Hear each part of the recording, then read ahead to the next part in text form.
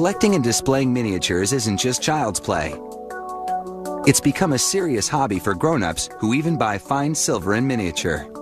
Avid collectors spare no expense. Because after all, it's the little details that make the difference.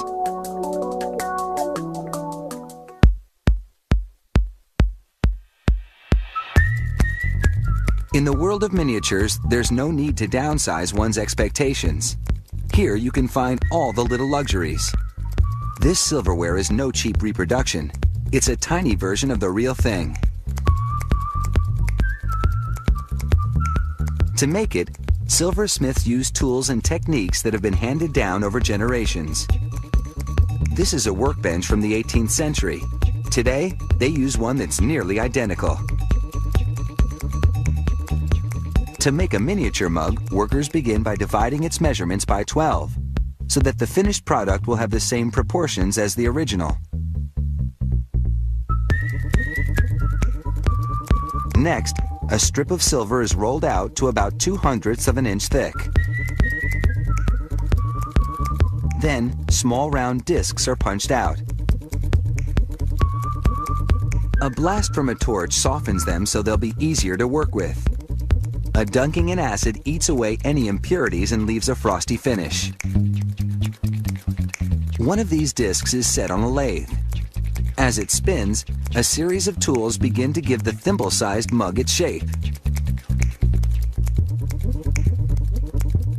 Any mistake is a big one when you're working in such tiny dimensions, so the silversmiths have to work with great care.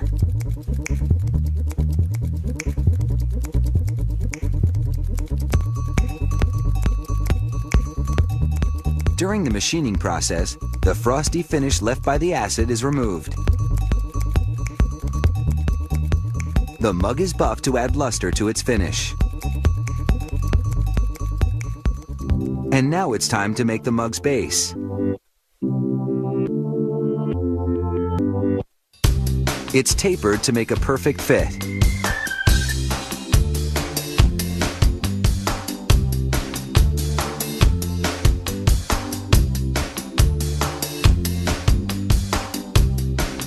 Small fragments of silver solder are placed between the two pieces.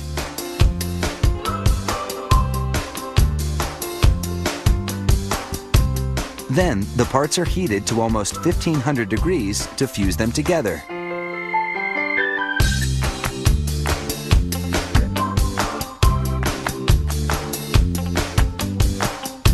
Next, leftover silver pieces are cut up, and the scraps go into a crucible.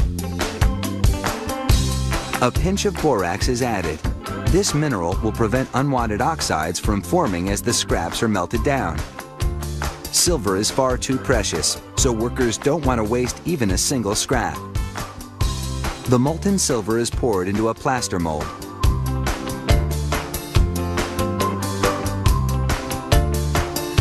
Then the mold is plunged into cold water.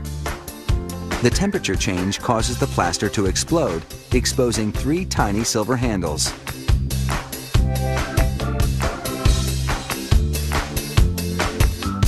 One of the handles is soldered onto the little silver mug. And now, all the pieces of the miniature are in place. Next, the miniatures are placed in a bucket of steel shot and soapy water. The friction cleans and polishes them. The soapy water is strained out, and the gleaming miniatures are revealed. Each silver miniature has to meet the same purity standards as full-sized silver pieces.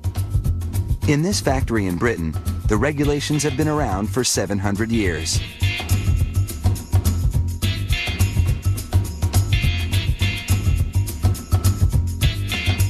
The maker's mark, called the hallmark, is the stamp of authenticity.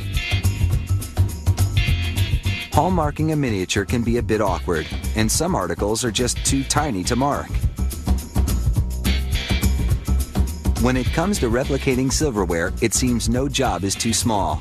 And there are plenty of shining examples in the world of miniatures.